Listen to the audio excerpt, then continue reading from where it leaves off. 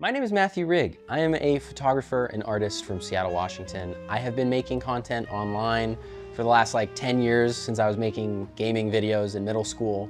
I've been taking photos since I was 4 and taking pictures of the floor with disposables. And I realized that in some of the videos that I've made previously, nobody really knows who I am, what I'm about, what I've done, anything like that. And so that's kind of my goal for this video. The main reason why I got into photography initially, outside of just doing it when I was a little kid, was honestly, I was really lonely. And photography offered me this alley to pursue where I could just go out, be in the world, observe things, and still feel like I'm a part of it. At the time when I got into photography, when I got my first DSLR, I was 17. I had just started doing community college in the high school, so I wasn't really seeing my friends anymore.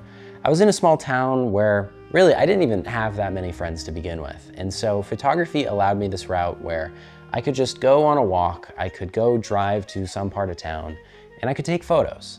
And it made me feel like I was making something that was beyond myself. It made me feel like, maybe I was okay being alone. Anytime I feel some sort of stir within me emotionally and I can't quite figure out what the problem is, I'll go on a photo walk and it will help me sort that out. It's really helped me grow as a person. It's helped me face a lot of the problems in my life. It's helped me address just greater issues going on. And in a lot of ways, honestly, I feel like photography is kind of a way of meditation for me. It allows me to stay present, especially street photography, where it's like I'm walking around and I'm like, oh, I missed a moment. I need to be more present.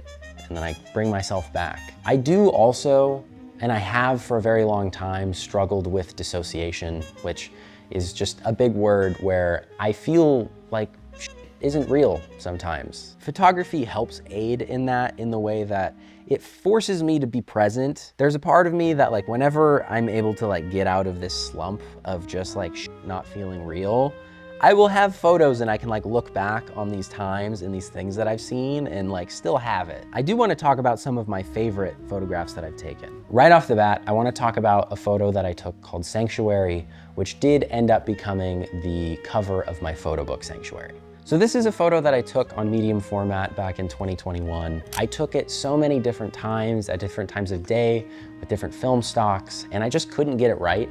And this is the version that I finally got and was like, yes, this is what I've always wanted. It just really resonates with me. Everything about this photo, from the colors, I personally am, I'm biased. I love this composition. I feel like the amount of dead space with the deep blue contrasted with the bright yellowish orange in the windowsill, the texture of the chimney, it just is everything that I wanted it to be and more. In trying and failing and trying again and finally getting it and having it have this sort of emotional resonance for me, so stoked about that. Now this one isn't framed, but this is a print of a photo that I took back in actually 2019. I took this on a Canon Rebel T5i, my very first DSLR. Just the texture of the snow, the composition of the people walking, the lighting.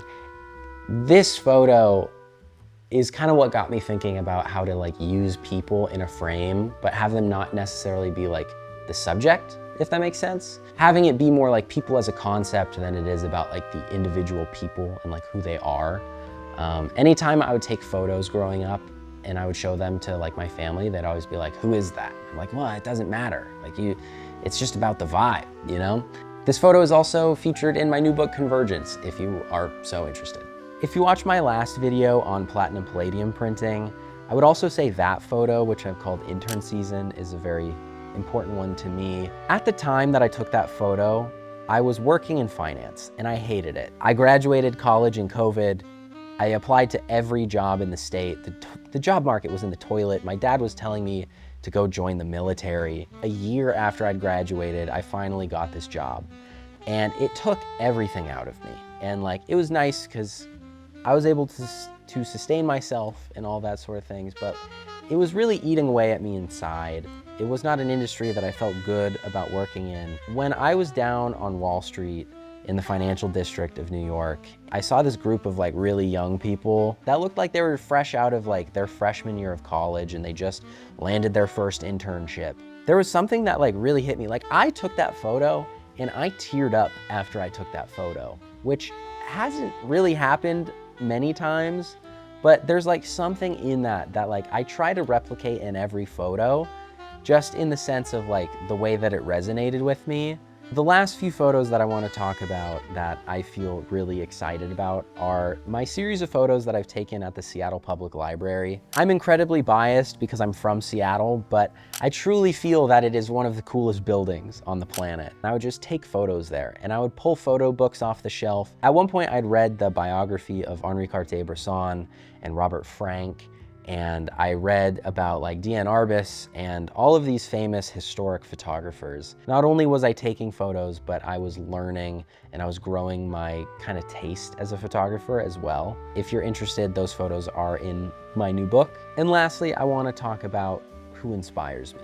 So I have a group of people that I'm very biased towards that inspire me, and I have another group of people that inspire me that are just, you know, standard inspiration, you can say.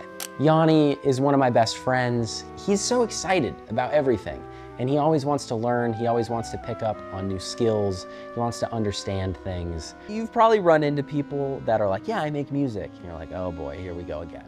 But like, I met Yanni and he showed me his stuff, and right off the bat, I was like, this dude is amazing. My friend Nash, one of the best videographers I've ever met. So talented, so creative, so kind of progressive in a lot of the things that he does. Just seeing how far he's grown, he's such an incredible creative, such an incredible videographer, director. And also our friend Finn Baker. I've had the pleasure of working around Finn a lot this year.